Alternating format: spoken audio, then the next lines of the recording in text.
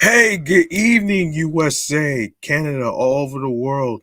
Long Island, aka Strong Island, plus the five spots of Brooklyn, Bronx, Manhattan, Staten Island, and Queens. I'm your man, G Money Stacks, aka the Gregonator, the misunderstood lonely nomad, the unstoppable independent podcaster, host with the most, and of course, YouTuber and rookie podcaster of Queens, New York. And you are now listening and tuning in and rocking with Meticulous Vibe Juice Podcast, episode 60, live and direct from YouTube, StreamYard, and alongside with the Instagram live feed, which is the show's page. Make sure you tap the notification bell so you can be reminded when I'm going to be on Instagram live recording the podcast. Meticulous Vibe Juice Podcast is the name of the show, which is the review show. Um and I do want to apologize actually for not recording episode 60, which I will get to the mental health check-in in a second, but please be sure to grab that subscribe button on the Meticulous Vibe Juice Podcast YouTube channel page. Tap the notification bell so you can be reminded when the show goes in the air via live stream, alongside with leaving a like and a comment. Leave a review. Don't forget to rate 5 stars. Don't forget to stay tuned for more video content, upcoming episodes, previous episodes, and of course, for the most part, don't forget to share the episodes, download the episodes, folks, and of course, tell a friend to another friend, and I'll handle the rest of the audio streaming platforms on the go at the end of the show. Now, I do need to apologize for delaying episode 60.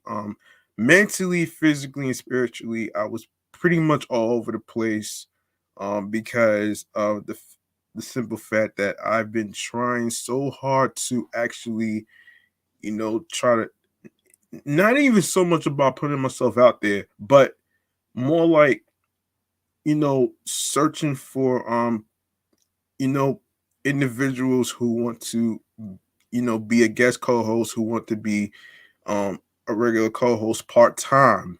Now, doesn't mean you have to be in every episode, you know what I'm saying? Um, for the most part, a lot of people don't understand that doing podcast episodes by myself is not it's not as easy as it seems. It's very difficult. It's more difficult than having people to share your laughs, thoughts, and talks about certain things and stuff. You know what I'm saying? Um, and yeah, that's pretty much what I wanted to actually say on there. I just wanted to address this, and of course, this is of course um mental health check-in awareness month is around the corner. I will be doing that on my other show, Off the Meat Rack Chains New York podcast. And by the way, you don't have to wait every year for Mental Health Awareness Month and Mental Health Day to actually reach out to the people you care about. Like, you have your husbands, your wives, your boyfriends, your girlfriends, your friends, and the people that you're cool with and stuff. You don't need to. You don't have to wait on a yearly basis, and there is no good time to actually reach out to somebody. There is no good time to reach out to somebody. It's all about you following your mind, your soul, your heart, your instincts, and of course, the most important key into speaking to somebody is, having confidence. Practice in the mirror on on how confident you are. Now, this what I mean by that, it doesn't necessarily mean about fancy looks. It's all about being your excellent self. You know what I'm saying? That's what stands out. So anyway, um, we're gonna get into this we're gonna get into a segment that I actually tried to actually made this not too long ago, and this is the we're gonna review some old school video games today in this episode, and I am going to review the You Are Glowing podcast. So let's start off with the video game chamber, shall we? And I'm going to cue up the theme.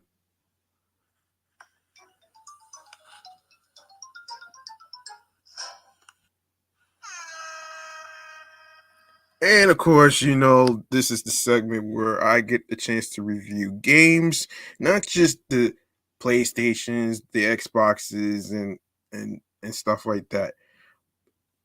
I am, however, going to do some gaming news for this segment right here. In case I don't have any music artists to actually talk about and review, I am going to be doing some gaming news in future episodes. So stick around for that one right there. So here we go. Um our first review is an old school game that I used to play on. I'm pretty sure everybody knew about Super Nintendo NES, right? There's this one racing game that kind of caught my attention, and it's F-Zero. So here we go. All right. So check this out. F-Zero is a series of futuristic racing video games originally created by Nintendo EAD with multiple games developed by outside companies. The first game was released for the Super Famicom in Japan in 1990, and along with North America's Super Nintendo Entertainment System in 1991. Its success prompted Nintendo to create multiple sequels on subsequent gaming consoles. And of course, this is okay, this is racing vehicle combat, excuse me. Nintendo EAD and NDQ wait, hold on, ND Cube, Amusement Vision, Suzak Incorporated, and of course, this is published by Nintendo. And of course, you get the gist of this. So, it came out November 21st, 1990. I was little by then. And I'm not too familiar with F-Zero on Climax. I haven't played that game actually. The series is known for its high-speed racing characters and settings, difficult gameplay, and original music, as well as for pushing technological technological limits to be one of the fastest racing games. The original title inspired the creation of games such as Daytona USA and the Wipeout series. The series has been um, dormant since the release of F-Zero Climax in 2004 Japan. Although elements of the series have been represented in other Nintendo video games, most notably the Super Smash Bros. And Mario Kart franchises, past installments have been emulated across multiple Nintendo consoles with the Virtual Console service. The original F-Zero is one of the selected games emulated on the Super NES Classic Edition. F-Zero is one of the launch titles for the Super Nintendo Entertainment System. Nintendo Switch Online Collection was released on September 5th, 2019. Okay, let me see. Yeah, hold on a minute here. All right, so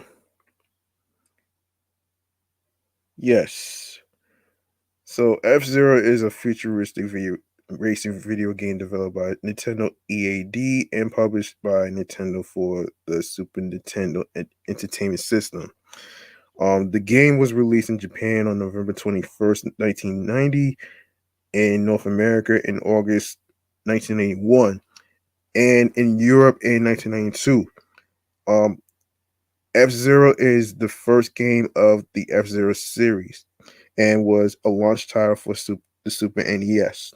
It was emulated for the Virtual Console service on various Nintendo platforms over the years and as part of the Super NES Classic Edition in 2017.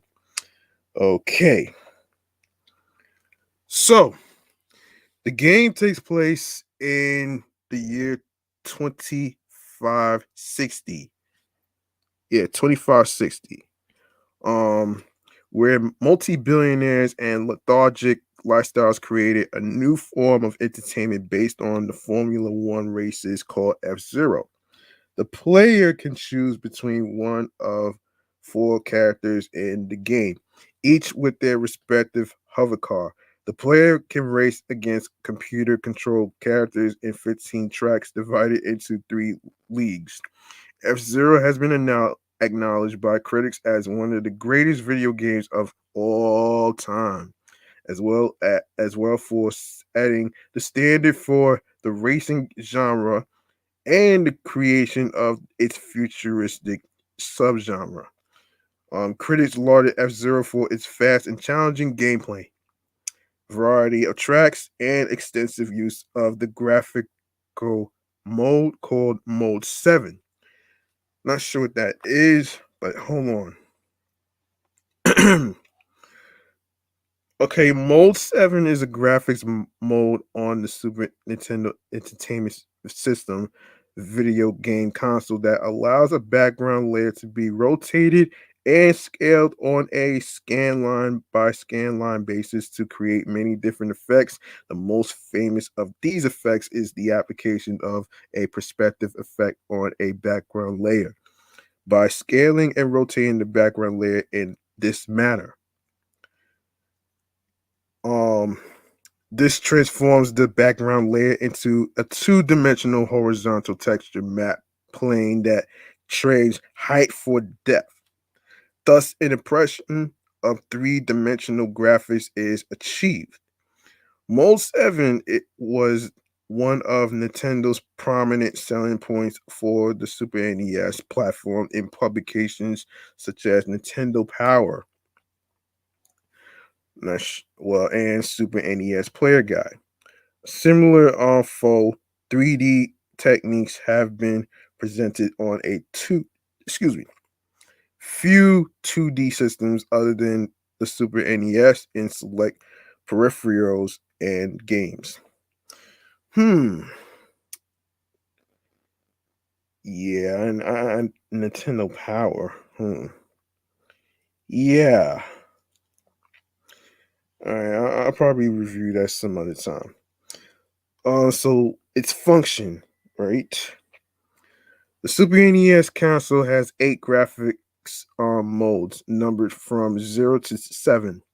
For displaying background layers, the last one, background mode 7, has a single layer that can be scaled and rotated. This graphical method is suited to racing games and is used extensively for the overworld sections of role-playing games such as Square's 1984 game Final Fantasy VI. The effects enables developers to create the impression of sprawling worlds that continue toward the horizon. A particular utilization technique with Mode 7 allows pixels of the background layer to be in front of sprites. Examples include the second and fifth stage of Contra 3, the Alien Wars. I ain't really like that game that much, so I'm not even gonna go there. The second and fifth stage of Gem Power, the Lost Dimension in 3D. The introduction screen of Tiny Toon Adventures bust loose when a player falls off the stage in Mario Kart. Some cinematics in Super Metroid. and in some boss battles in Super Mario World. Um, Formula. Most 7 graphics are generated for each pixel by mapping screen coordinate to background coordinate R using an affine transformation and sampling the corresponding background color. The 2D affine transformation is specified for each scan line by 6 parameters A, B, C, and D. Define the matrix M, while R, no, hold on. I'm not sure what that is. So while X, what is it? I don't know. I think it's anyway. While XO and while XO X0 and Y0 define the vector R0 locates the origin of the matrix transformation is related to a translation vector. Specifically, screen coordinate R is translated to the origin coordinate system the matrix is applied, and the result is translated back to the original coordinate system to obtain R. In 2D matrix notation, this is written as um, R equal M plus R0. Yeah, I'm not gonna get into the whole arithmetic shit though. All arithmetic is carried out on 16-bit signed fixed point numbers, while all offsets are limited to 13 bits. The radix point is between bits 7 and 8. Two-dimensional affine transformations can produce any combination of translation, scaling, reflection, rotation, and shearing, and nothing else. However, many games create additional effects by setting a different transformation matrix for each scan line. In this way, pseudo perspective, curved surface, and distortion effects can be achieved. And of course, this is the limits. Most 7 can only work on backgrounds, not sprites. Therefore, any object that does not rotate on scale with the background must be a sprite. Even items that would normally be thought of as part of the background, such as fixed platforms. The game developer must create a sprite with the same appearance as that object. For instance, in Super Castlevania 4, battles in which a large boss such as um Coronat rotates have the mobile boss implemented as the background while the blocks on which the protagonist stands are sprites. With the obvious enhancements, this is similar to how some NES games feature battles against a giant movable boss without the slowdown and flicker inherent in a large sprite set by making the boss the background and then moving and animating it. Both systems examples can only apply to objects in the horizontal plane of the moving object. For instance, a floor, ceiling, or scoreboard can remain part of a background in both the NES and Super NE and excuse me SNES, which is Super Nintendo Entertainment System. Um Examples as long as they are completely above or below the field of gameplay. They can also be turned into sprites if the whole screen is needed. This can cause slowdown. The fact that most 7 cannot be used on sprites means that each size of an approaching sprite for a given distance has to be pre-dawn, meaning that one would see sprites jump between a limited number of sizes when approaching them. This can be seen in Super Mario Kart and Hyper Zone whenever an object approaches or when walking vertically on the Final Fantasy VI map with an airship in view.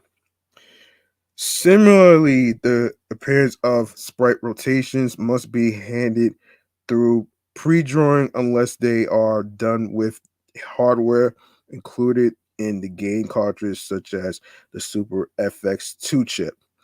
As with Super Mario World 2, Yoshi's Island, a notable workaround does exist and can be seen in Contra 3, the Alien Wars. Alien Wars, I'm not even gonna even um yeah, I'm not even gonna even bother reviewing that. In the second boss battle in Super Mario World in the battles against Reisner, Iggy, Larry, Morton, Ludwig, Roy, and Bowser. In these examples, the boss is a background and therefore rotates through mode 7. And the scoreboard, which is above the field of play, is also a background, but the floor of the battle's cracks are, as with the players and gunfire sprites that are redrawn under various rotations as the player rotates. However, this only allows one sprite to be manipulated at once. One exception to most 7 like effects on sprites handled neither by pre-drawing nor by external chips occurs in Tales of Fantasia and Star Ocean, where re-rendering of sprites on the fly is done entirely by the software. In Tales of Fantasia, the player sprite vertically stretches upon walking onto a save spot.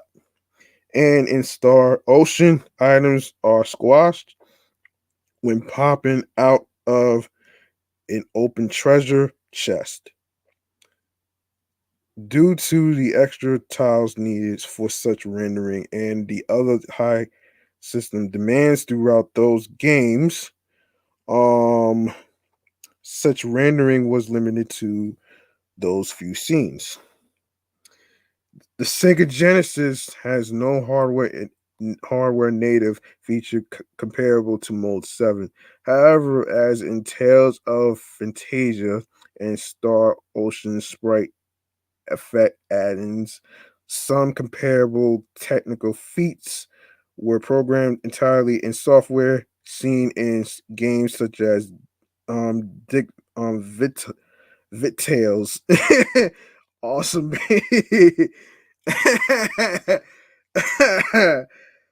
College hoops and zero tolerance. Can't believe his first name. I'm not surprised by this person's first name compared to Dick Tracy. Although there is no hardware native feature comparable to Mode 7 in the Amiga, Amiga, some of its games use programming tricks that resemble the effects of Mode 7. For example, in Mr. Nuts.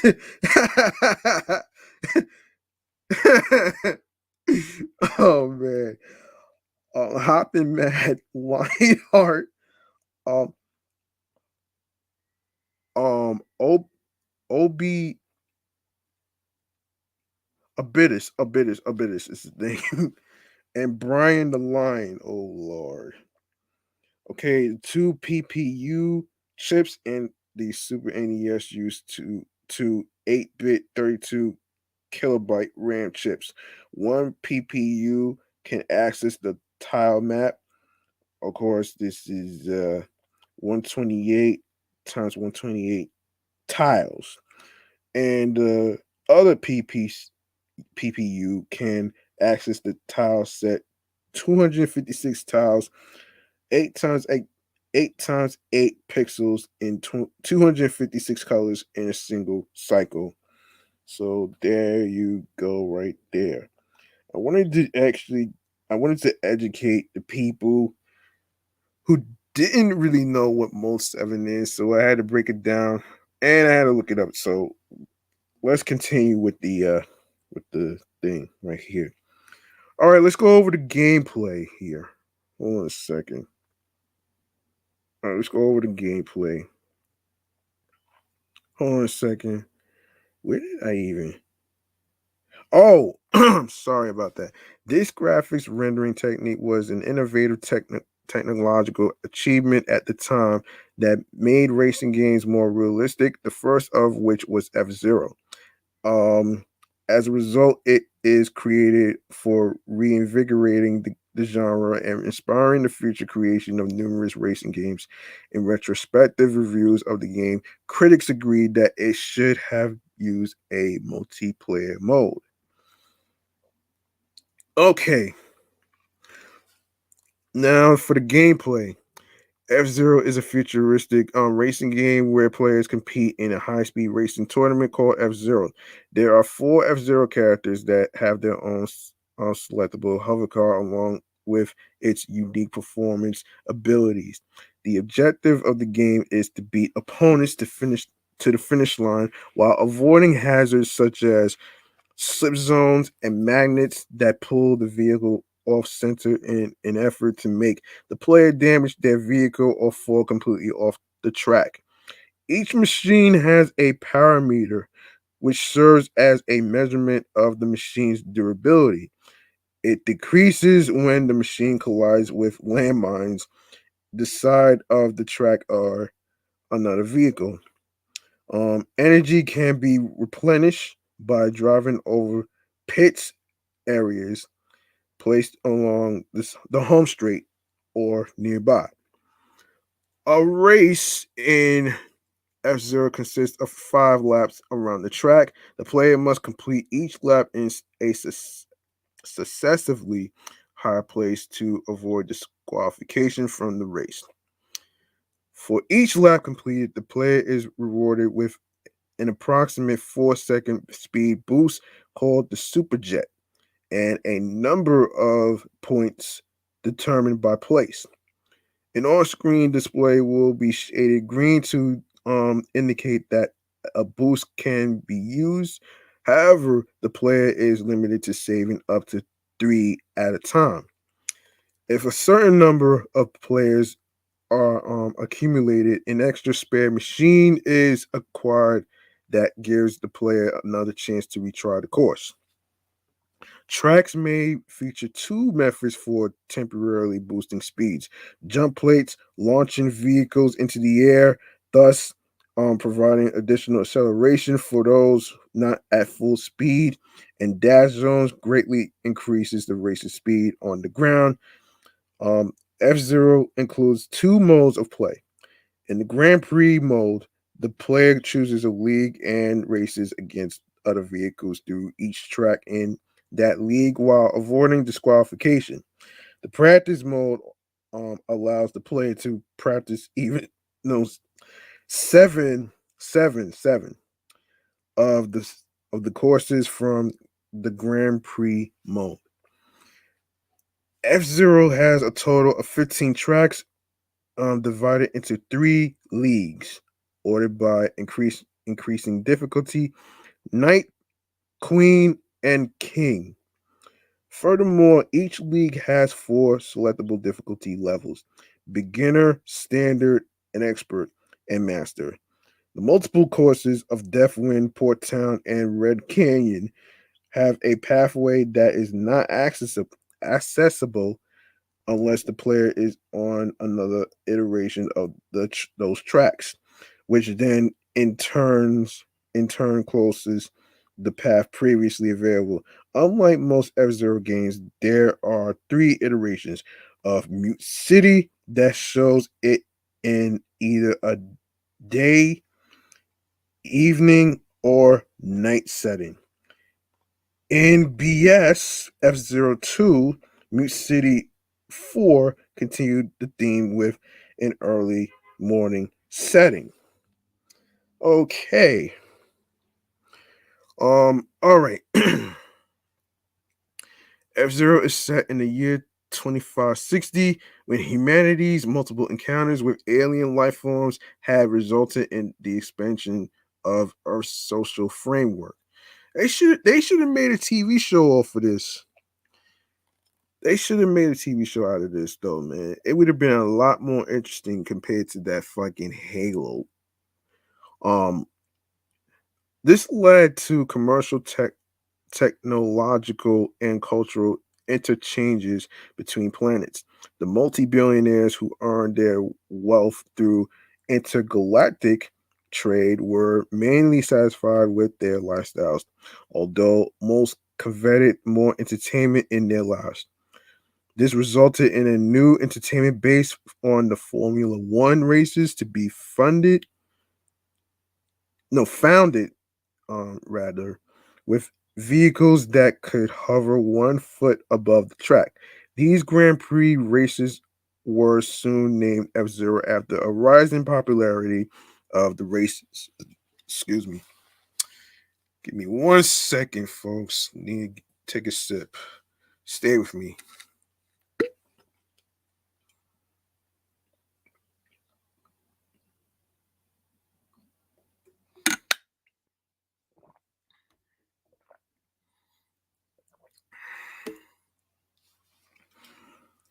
All right.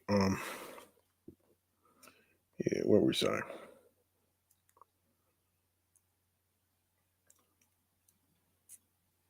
Okay.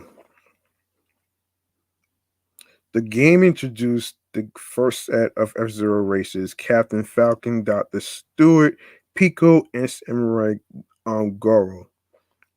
IGM claimed Captain Falcon was thrust into the limelight in this game since he was the star character.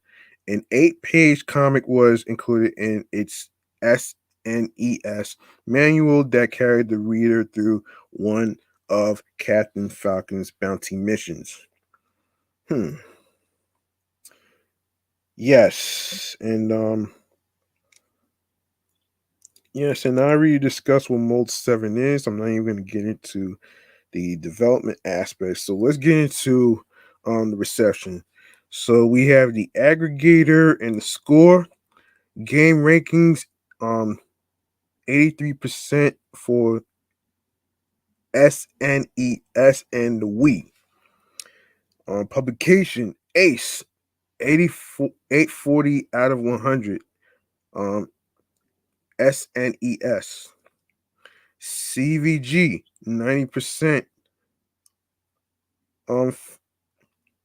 Famitsu, um, 37 out of 40 and 36 out of 40. GameSpot, 8 out of 10 for the Nintendo Wii. I'm sorry about that. Hold on a minute.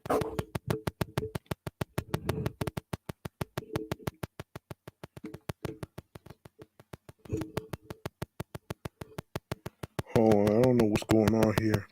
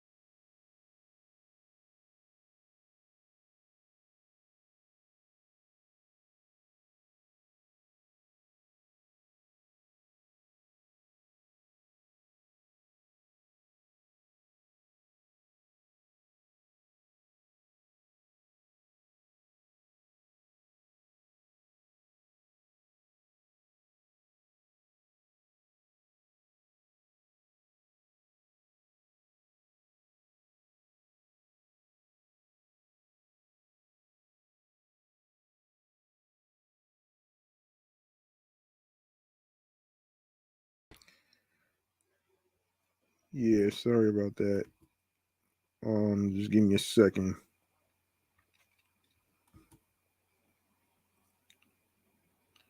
Give me a second. Give me a second.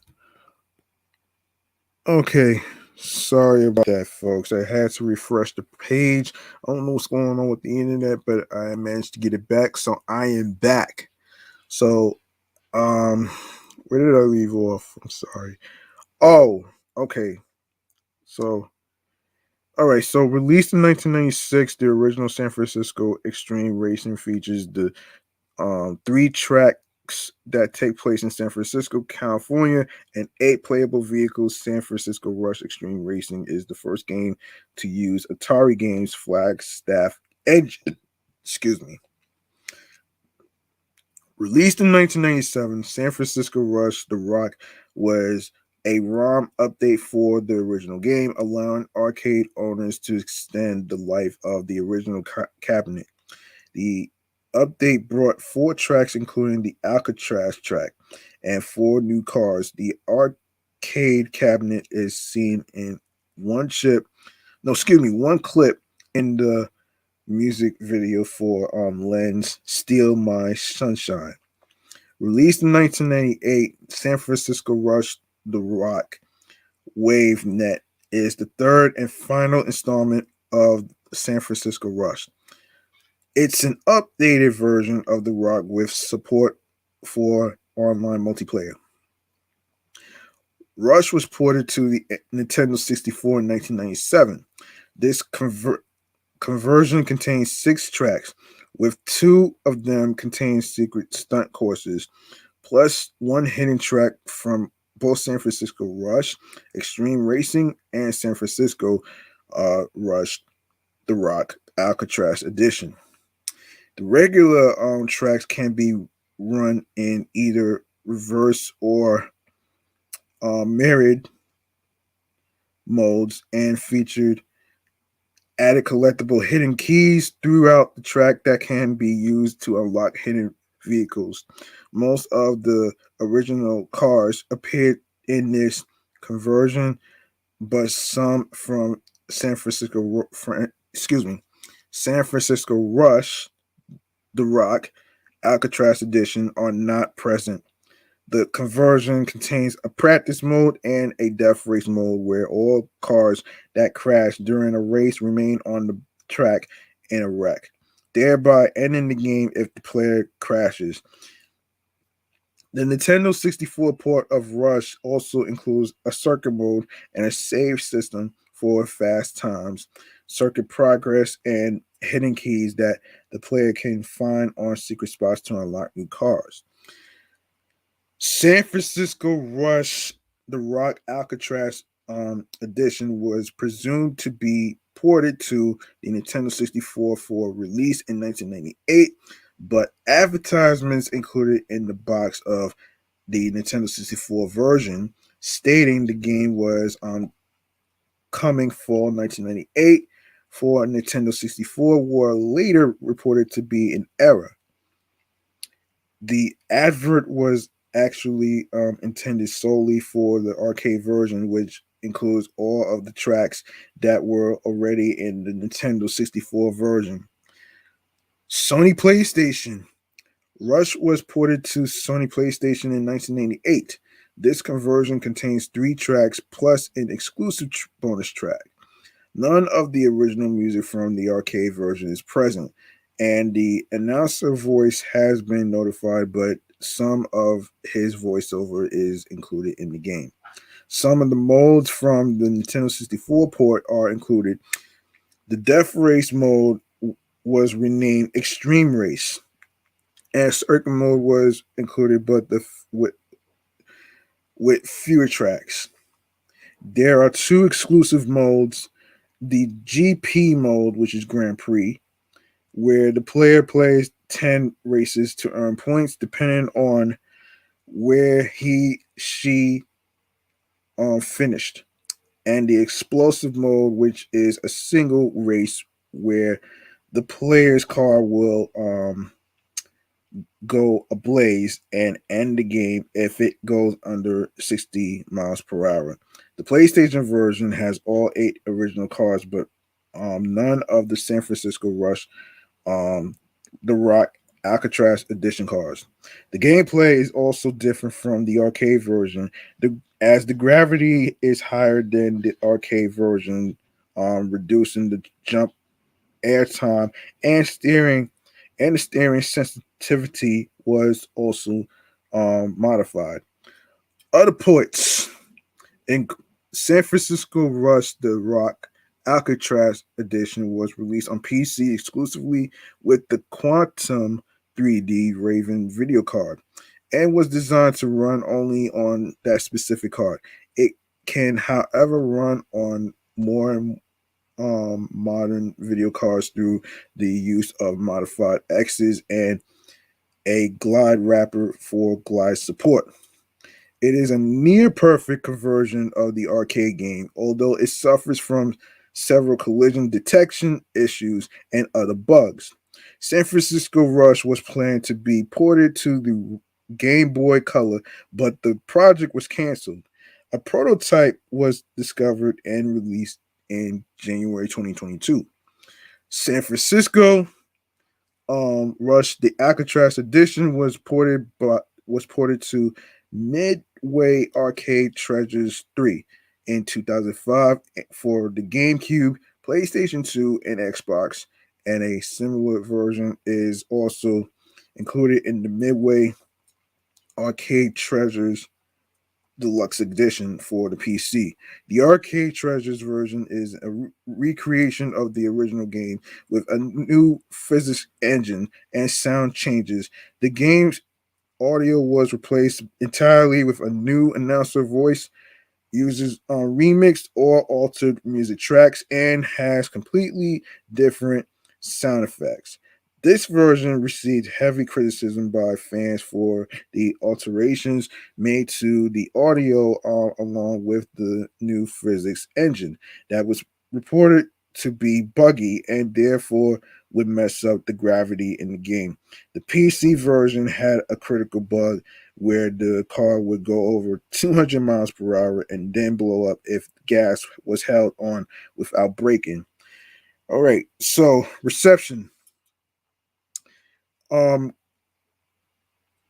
Game rankings 39%. That's PlayStation 1, 83% for Nintendo 64. Um, Publication, all game is okay. They gave Nintendo 64 4.5 stars. PlayStation 1, 1 star. EGM 6.75 out of 10. Game Fan 234 out of 300. Game Pro 16 out of 20. Um, GameSpot 7.1 out of 10. IGN 8.9 out of 10.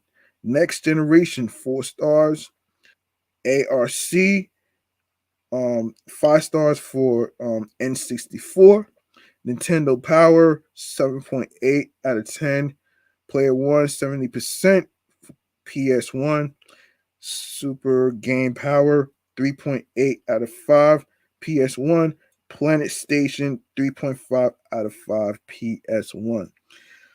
San Francisco Rush was a major hit in arcades and was cited as a comeback title, restoring Atari Games' fortunes as an arcade game developer. Next Generation received the arcade version of the game, rating it 4 stars, but no, 4 stars out of 5, excuse me, and stated that what's best about the game are the shortcuts into sewers, off broken freeways, onto skyscraper rooftops, and other unexpected places. Camouflage in the urban settings of San Francisco, these shortcuts can cut players far ahead of opponents, or if they blow it and crash, a shortcut can set them back to the end of the pack. Either way, it adds a thrill of discovery not usually found in driving games and makes the risk well worth it. Reviews for the Nintendo 64 port range from mixed to laudatory. For example, while Electronic Gaming Monthly's Craig Kujawa called it a nice looking racer with major problems, co-reviewer Kelly Rickards um, described it as fun to play and a solid addition to the Nintendo 64's already huge large library of races. And Next Generation concluded that SF Rush is just short of brilliant. It's a fun, challenging game that keeps you playing over and over again. Critics widely applauded the game's numerous hidden shortcuts, exhilarating and unrealistically high jumps, and inclusion of a multiplayer mode with a solid frame rate.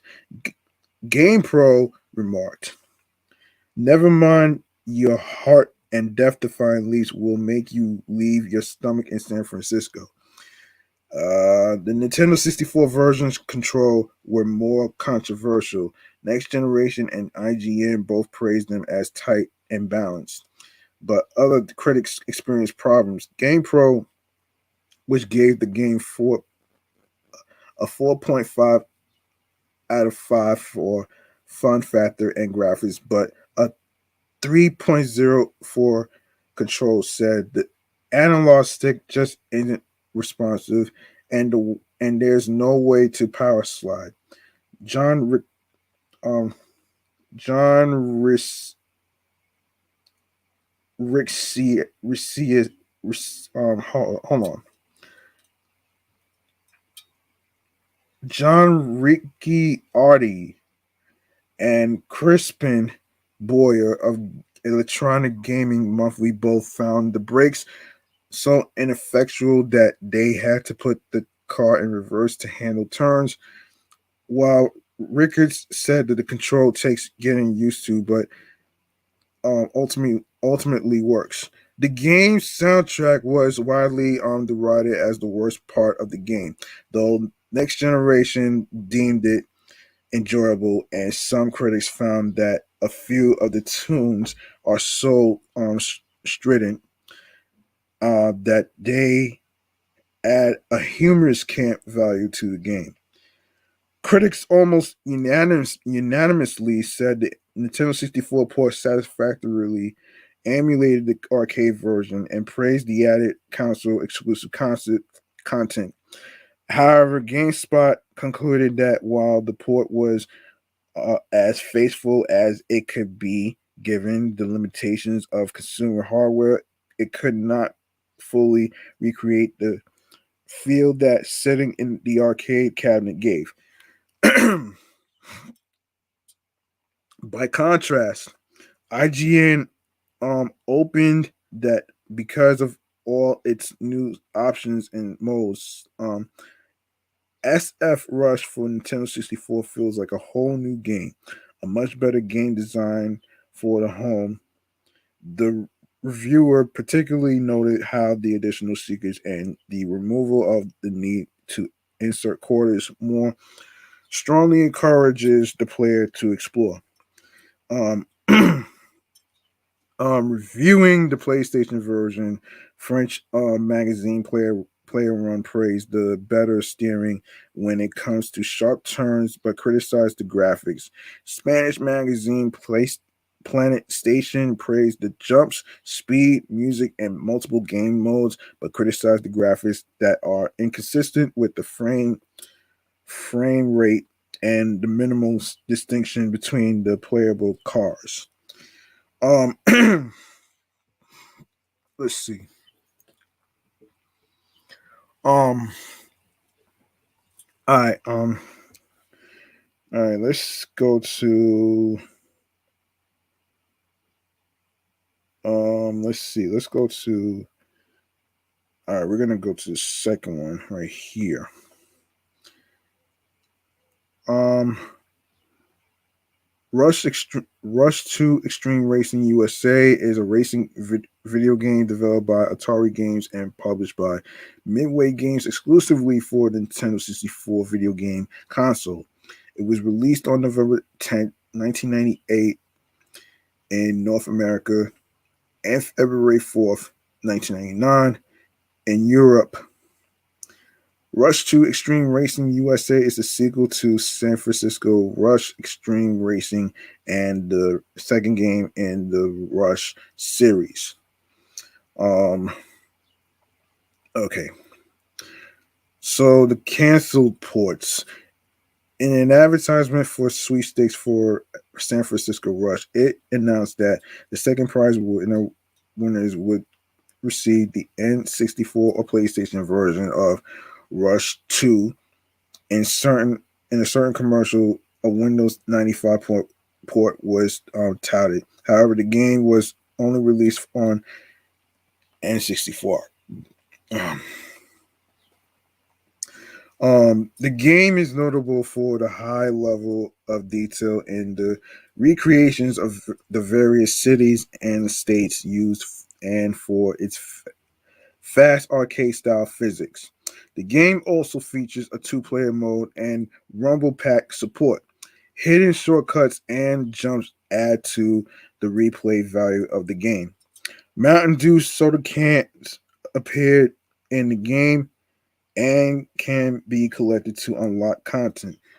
Ooh, Mountain Dew wasn't. I didn't even know it was featured in this game. Wow. All right, we go to the reception right here. So game rankings gave it 78%. Consoles Plus gave it 83%. Game Informer, 8.75 out of 10. Game Pro, 5.5 stars. Game Revolution C minus. GameSpot 5.1 out of 10. Hyper 85%. IGN 8.9 out of 10. N64 Magazine 75%. Next Generation 4 stars. Nintendo Power 7.3 out of 10. The game received favorable reviews according to the review aggregation website Game Rankings. IGN called the game a bit on the cheesy side despite criticism with the presentation, and stated that it had generic menus and the same overall front end as San Francisco Rush Extreme Racing. Next Generation called it a worthy successor to the original. Okay, now I know there's sequels to this Rush game, but I may not. I don't know if I'm gonna have. Well, wait, hold on. I'm gonna do. Hang on a second. I'm gonna do. Let me see. Let me see. Let me see. I'm gonna do Cruisin. We're set. You know what? Yeah, I'll do Cruisin USA, and I'll try to do Cruising World too. It's probably gonna be a 2 hour episode, unfortunately. But hey, at least I'm trying to get things done here. So here we go. So hey, San Francisco Rush 2049. Yes, San Francisco Rush 2049 is a racing video game developed and published by Atari Games for arcades. It was ported to the Nintendo 64, Game Boy Color, and Dreamcast by Midway Games. It was released in 2000 on September 7th for North America and November 17th for Europe. It is the third game in the Rush series and the sequel to San Francisco Rush Extreme Racing and Rush Extreme 2, Rush 2 Extreme Racing USA. It is also the last game in the Rush series to be set in the city of San Francisco and the last release on a Nintendo console. It also receives it also serves rather as the final game of the Atari Games label, which was retired shortly after the arcade release. The Dreamcast version was later re-released as part of Midway Arcade Treasures 3 for the PlayStation 2, Xbox, and GameCube, and later Windows as part of Midway Arcade Treasures Deluxe Edition. Okay. All right, let's go to the gameplay. Okay, the game features an arcade style physics engine. Tracks are based around a futuristic representation of San Francisco. Cars have the ability to extend wings from their size, allowing for mid-air adjustments. This feature is a product of the science fiction setting and as such is not seen in other entries in the Rush series. As with previous titles in the Rush franchise, Rush 2049 features a stunt mode in which the player scores points for complex mid-air uh, maneuvers and successful landings. The game also includes a multiplayer deathmatch battle mode and race mode for up to 4 players. There are 6 race tracks, 4 stunt arenas, 8 battle arenas, and one unlockable obstacle course named the Gauntlet. Various car types and upgrades are unlockable throughout the game, though cheat codes offer instant achievement of these elements. The single player race mode encourages exploration of high difficulty off track shortcuts, creating a risk and reward structure to the gameplay. The game's soundtrack mostly comprises big beat, break beat, and drum and bass. Arcade game. The arcade version was an 8 player game. A sit down machine with force feedback steering wheels, gear shifts, and 3 pedals, gas, brake, and clutch. A telephone like keypad to the right of the steering wheel gave players the option of choosing a, a, a pin and allowed them to earn points to unlock new cars and tracks. The machine used a 3D FX Voodoo 3 graphics card. Um, okay. The original San Francisco 20 the original San Francisco Rush 2049 was released in June 1999. This version features of roster of 5 playable tracks and 8 different cars, with more unlocked as the player progresses through the game. In each stage, the player must race 7 other CPU controlled cars. The racetracks contain a total of 100 coins, which, when found, unlock new cars and paint jobs. In 2000, Midway released an upgraded version tournament edition that fixed bugs and added 2 new tracks, 4 cars, and new shortcuts. It also had the ability to connect to the external server um, uh, via a T1 network connection and play against other players in an online tournament. The upgrade was recalled soon after as Midway shut down its online tournament network, although it may still be found in a few sites that retain it, such as Video Bob's Starbase um, arcade in San Rafael, um, which was heavily involved in play testing as a result of their proximity to the Midway West campus. In 2003, Betson Enterprises released an upgrade called San Francisco Rush 2049 Special Edition, which brought back tracks, cars, and shortcuts from Tournament Edition, but removed online due to Midway Tournament Network being shut down.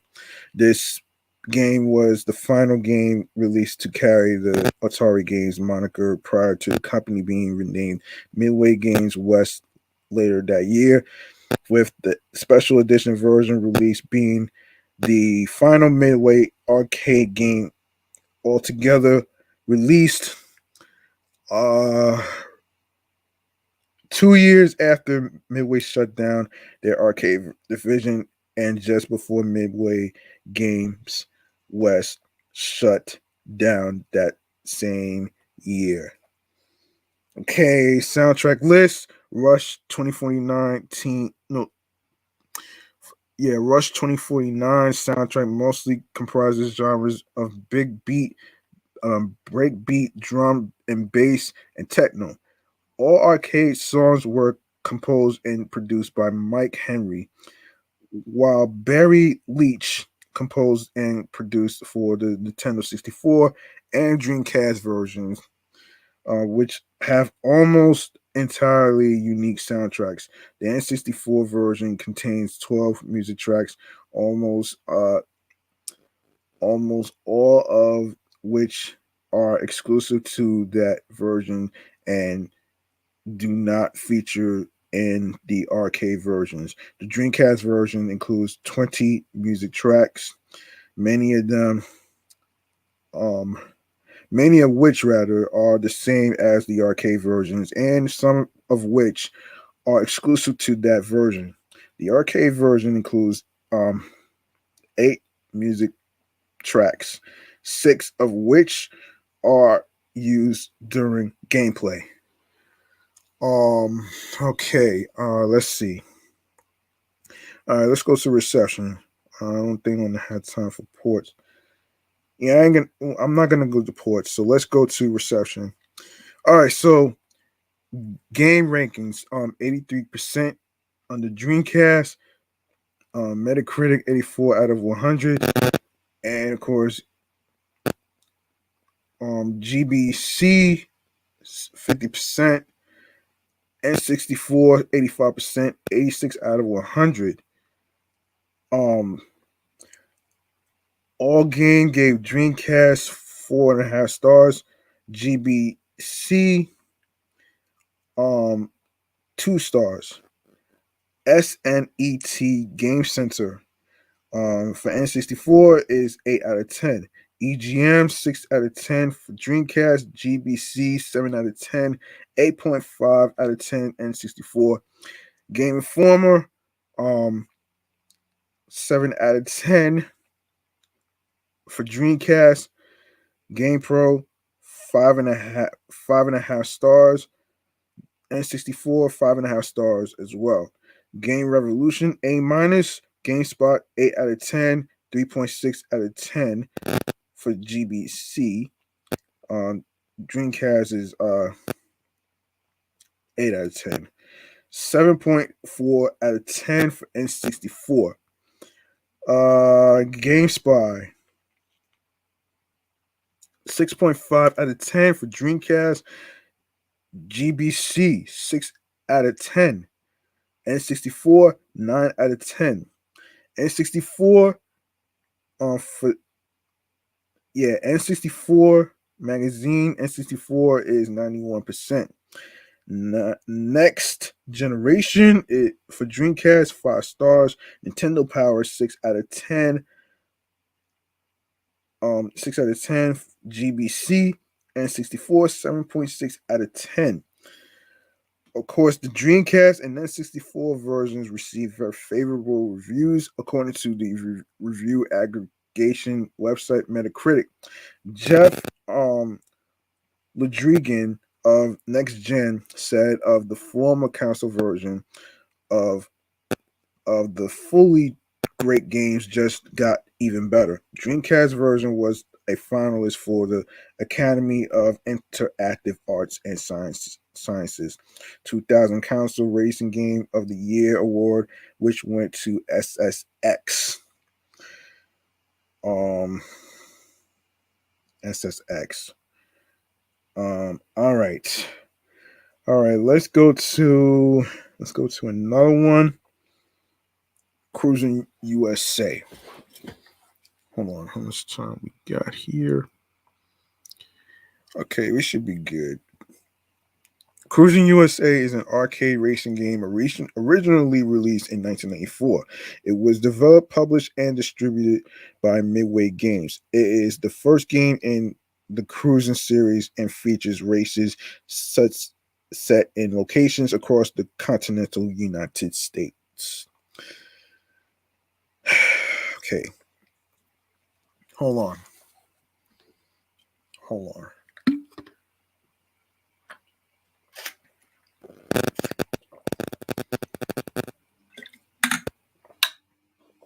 All right. Okay. Cruisin USA is branded as the first release of the Ultra 64 platform collaboration between Midway and Nintendo when it was based on the Midway V Unit arcade hardware, predating the Unit 64 Killer Instinct arcade hardware, which would become the Nintendo 64. The arcade version was critically and commercially successful, drawing favorable comparisons to Sega's Daytona USA. The Nintendo 64 version received poor reviews but was also commercially successful. It was released on Wii's Virtual Console in Europe on March 28th, 2008, making it the first third-party developed Nintendo 64 game to be released on the service. It became available on the Virtual Console in North America on March 31st, 2008. Um, Like in most racing games, players race down one-way courses consisting of streets vaguely based on real-life locations.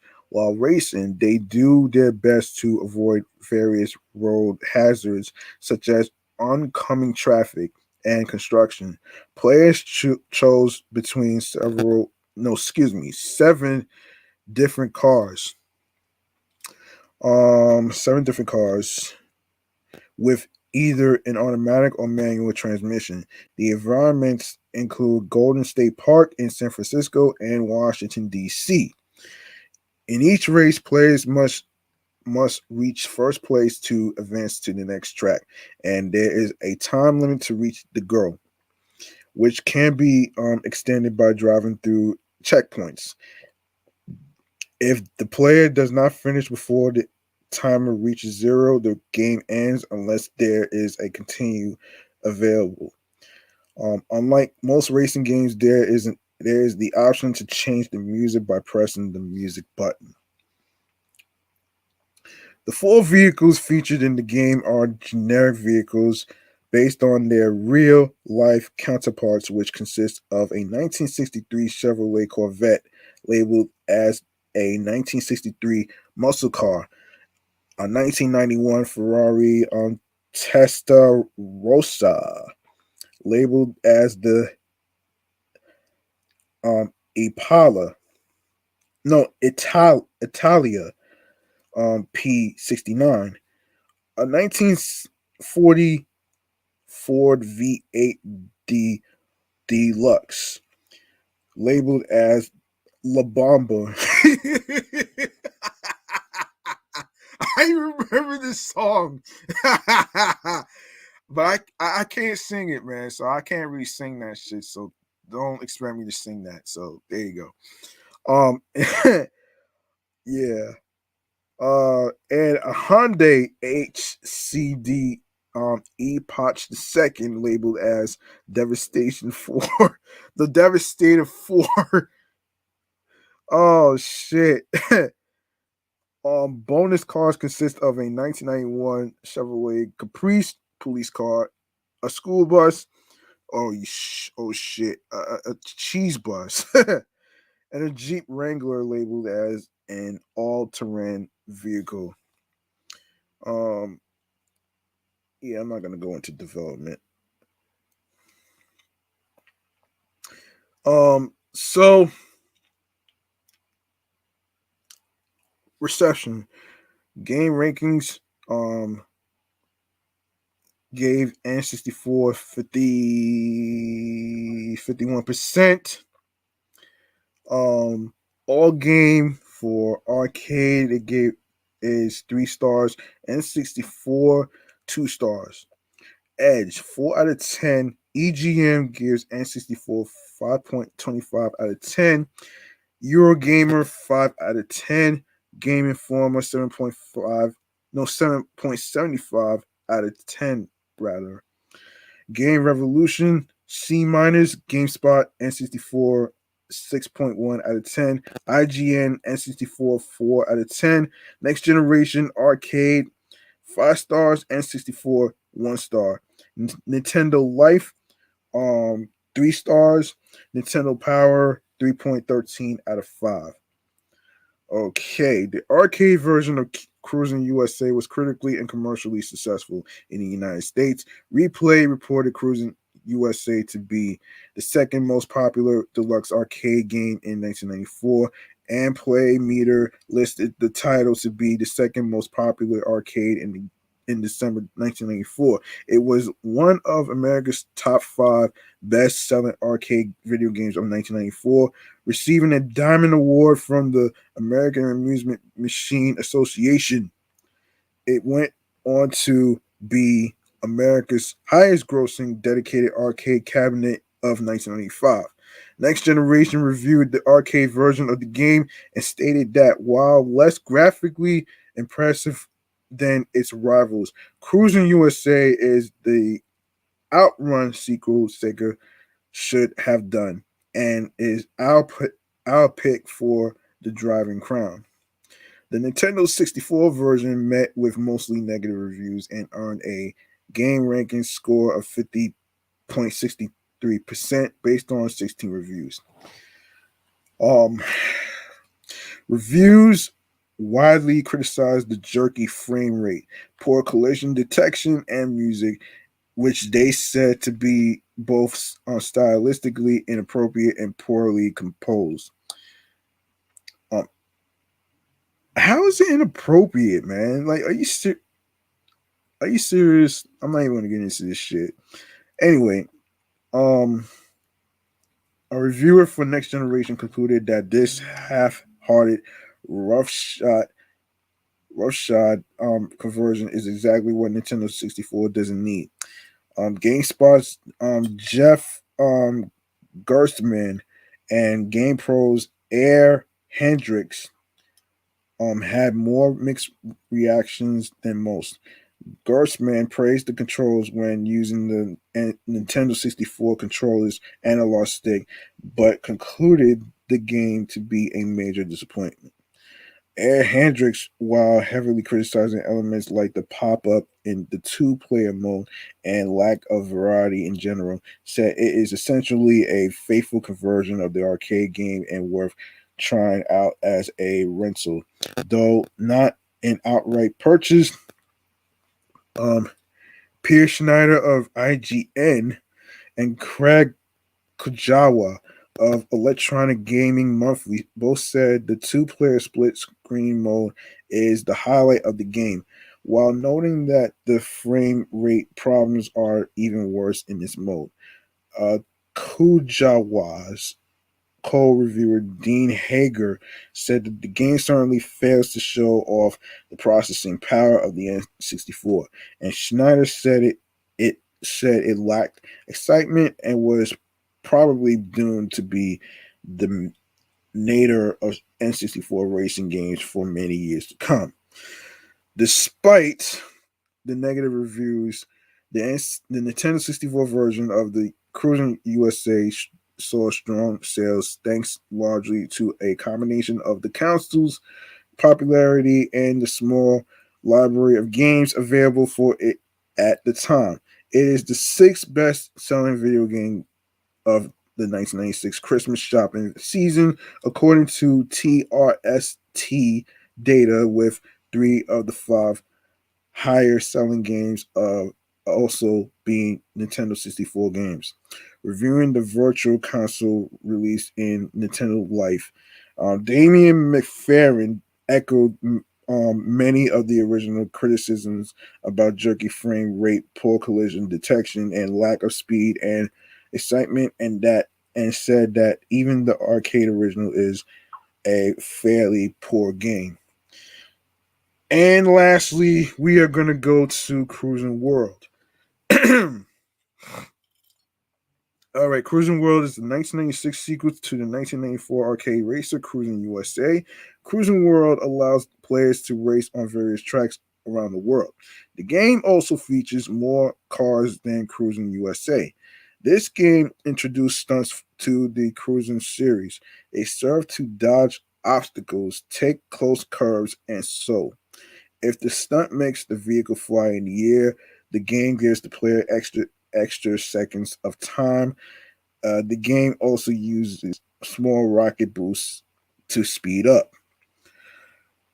All right, the gameplay.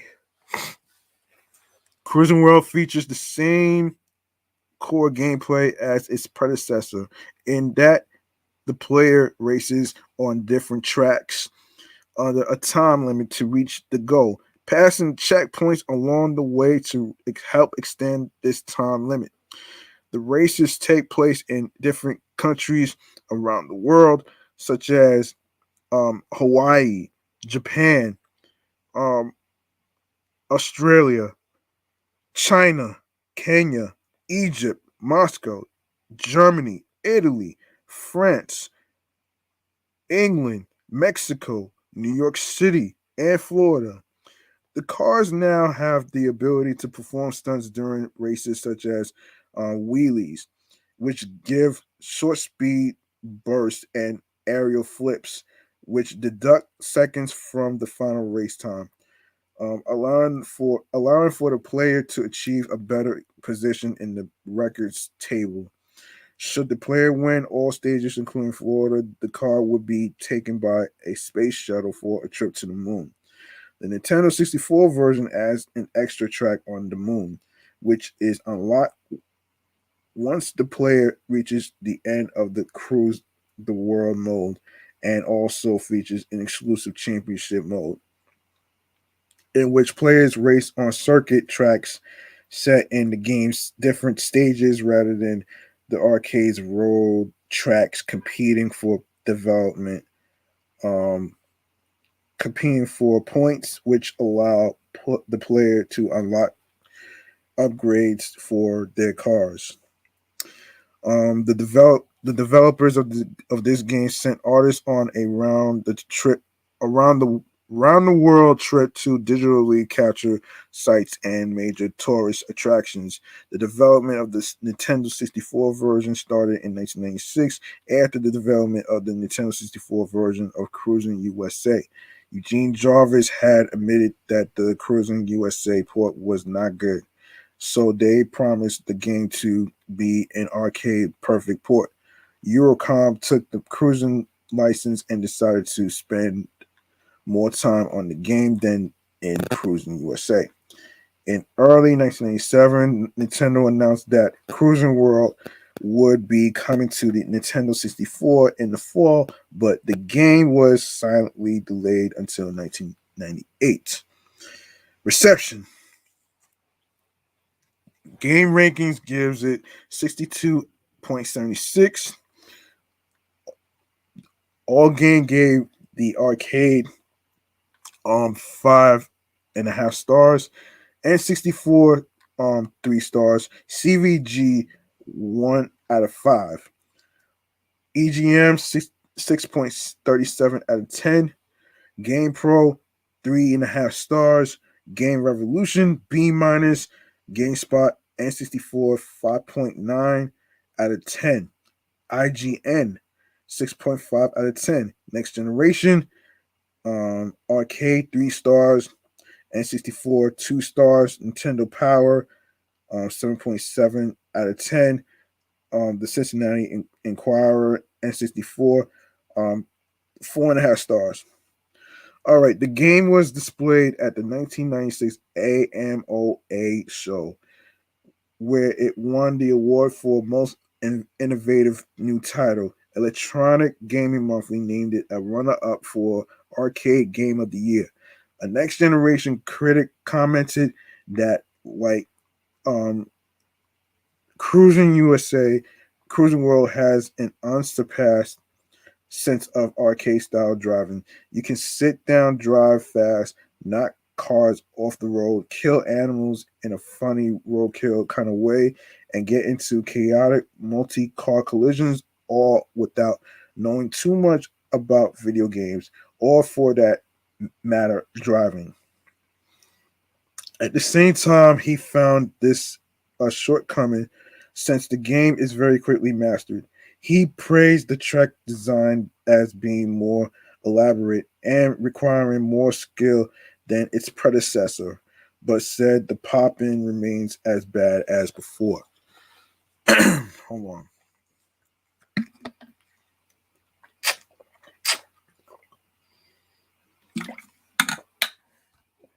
All right. Um, the Nintendo 64 port was met with mixed reviews, no mixed receptions. Excuse me, as game rankings gave it a a score of 62.76%.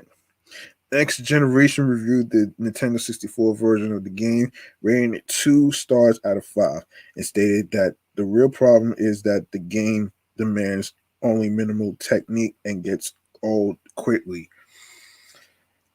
All right. Okay. I think I'm gonna actually now before I wrap this show up, actually, I want to go to I want to go to this thing that I want to go to this next thing that I like to call podcast juice reviews.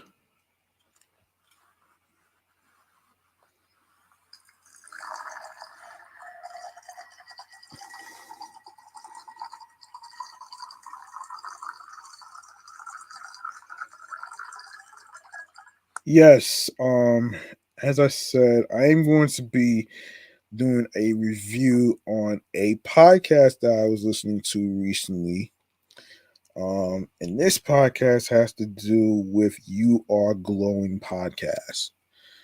And of course, for those of you who may not know what that show is, I am going to fill you in right about now before I wrap up here. So there you go. So let's see. Um, all right. Now, um, let's see. You are glowing. Okay, so now for those of you who may not know what that is, this is basically a this is basically I'll read the synopsis. So welcome to You Are Glowing podcast. This is hosted by Coco and Cindy.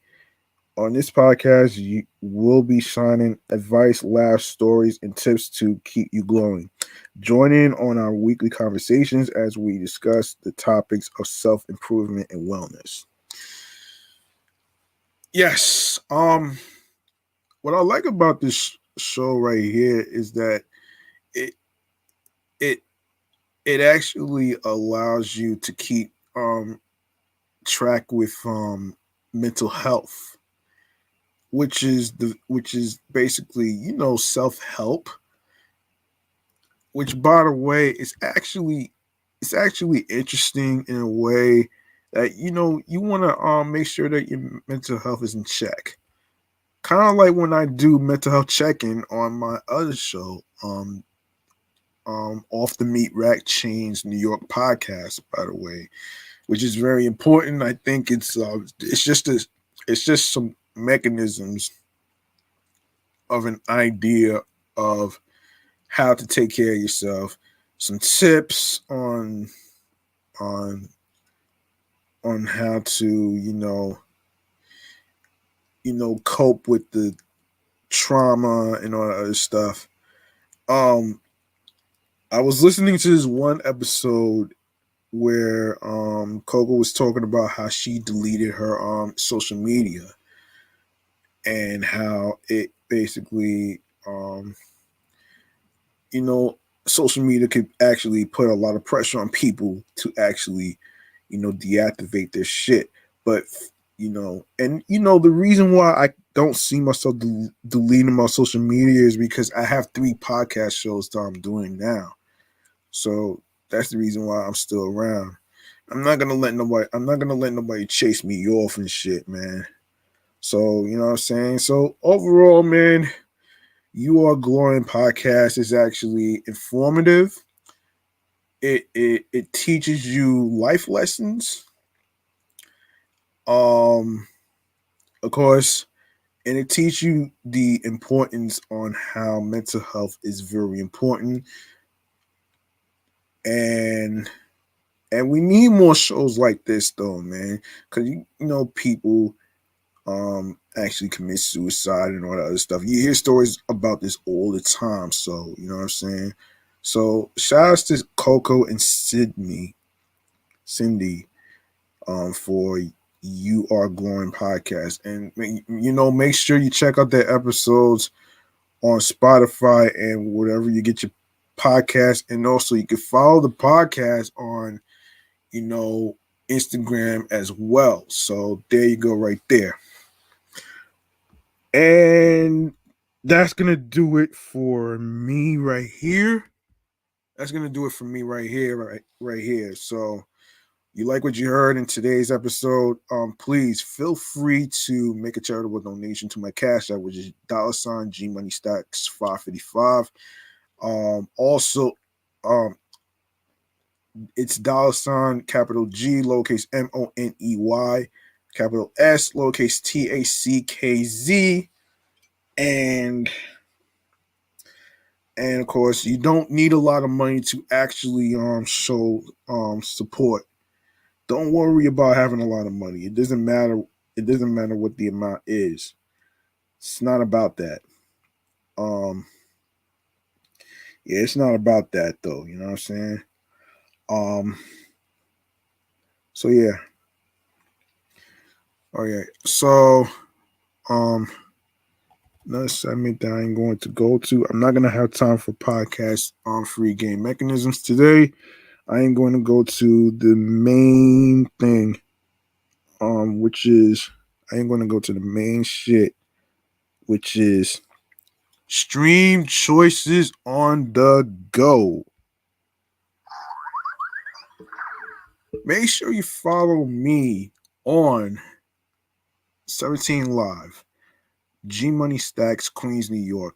And also follow the show Meticulous Juice podcast on Instagram, as well as Excellent Fun Vibrant Podcast. Of course, Excellent Fun Vibrant Podcast, the Sports Edition show. I'm going to do a makeup recording for Excellent Fun Vibrant Podcast maybe tomorrow, because I didn't record yesterday because of the Mets Diamondbacks baseball game. So and you can also follow my other show, which made it to a year. Off the Meat Rat Chains New York podcast. Of course, make sure you catch up on the new and previous episodes that's already been dropped, as well as the other shows that I mentioned. Of course, make sure you listen, you stream, and watch the episodes, and tell me your thoughts. Tell us your thoughts on the episodes and the topics and the stuff that we reviewed today, as well as anything else. So there you go, right there. And you can also follow me on the gram as well on my primary handle, which is G Money Stacks 555 in Queens, New York. Make sure you turn on your notifications, because I will be doing more Instagram lives for podcast recordings. All right. So now, of course, the most important thing here is to, leave a voice message. Okay, leave a voice message for me if you have any questions and topic ideas, and if you have any anybody that you want me to review, like music artists, like rappers, singers, games, podcasts, um, of course, movies, TV shows that you want me to review and shit like that. Of course, you could put that in the voice message of Anchor, which is where you can go to the link in bio where it says Linktree/Meticulous Vibe Juice Podcast. You're gonna see the name of the show. You click on there and you're gonna see the word message. You click on the word message and you record your voice message on there as well. So there you go, right there. And speaking of Anchor, um, that's where we're going to begin. Make sure you subscribe to all the audio streaming platforms that I'm going to mention right now. You can even download these apps to your iPhones, your Android phones, iPads, your Android tablets. Not to mention you can even download it to your laptops too. Starting with Anchor, Audible, Audacity, Amazon Music, Breaker, Castbox FM, Deezer, Listen Notes, Moon FM, Podcast, Player FM, Pocket Cast, Podfriend, Podo Polo, Podorama, Podcast Index, Podcast Addict, Podchaser, Podverse, Reason FM, Spotify, Stitcher, TuneIn Radio, Google Podcasts. Don't forget to leave a 5-star rating on Podchaser, Podfriend, and Spotify. That will be appreciated. And also, don't forget to listen to the Meticulous Vibe Juice Podcast review show episodes on Radio Public, um, iHeartRadio, the number one app for music, radio, and podcasts. Make sure you follow the show, Meticulous Vibe Juice Podcast review show on iHeartRadio, alongside with Excellent Fun Vibrant Podcasts, Sports Edition show, and of course Off the Meat Rack Chains New York podcast on there as well. Make sure you listen, stream, and watch. All right. Last but not least, the YouTube. Make sure you grab that subscribe button and tap the noti bell so you can be reminded of when the show goes on the air via live stream. Of course, there's going to be more videos, upcoming episodes, previous episodes for you folks out there to um catch up on. Of course, download the episodes. Download the episodes. Don't forget to rate. Be sure to tell a friend to another friend. Share the episodes. Share the videos. Of course, make sure you spread the word. Word of mouth is important. And of course, share the podcast with your wives, your husbands, your boyfriends, your girlfriends, your friends, even your college classmates, and of course, the people that you're cool with from work. So there you go, right there. Of course, like I said, make sure you subscribe to the Meticulous Vibe Juice podcast YouTube channel page. Of course, like I said, spread the word. It's important to me, and yeah, we need more subscribers. We need more downloads. Of course, we need more we need more viewers on the Instagram live feed, and of course YouTube right here. So that's gonna do it for me. I'm your man G Money Stacks. Thank you very much for listening and tuning into the fucking 60th episode of Meticulous Vibe Juice Podcast. And like I said, I do apologize for the delay. I was basically all over the place mentally. But remember this. Follow your dreams. Do what makes you happy. Hard work pays off. Don't rush the process.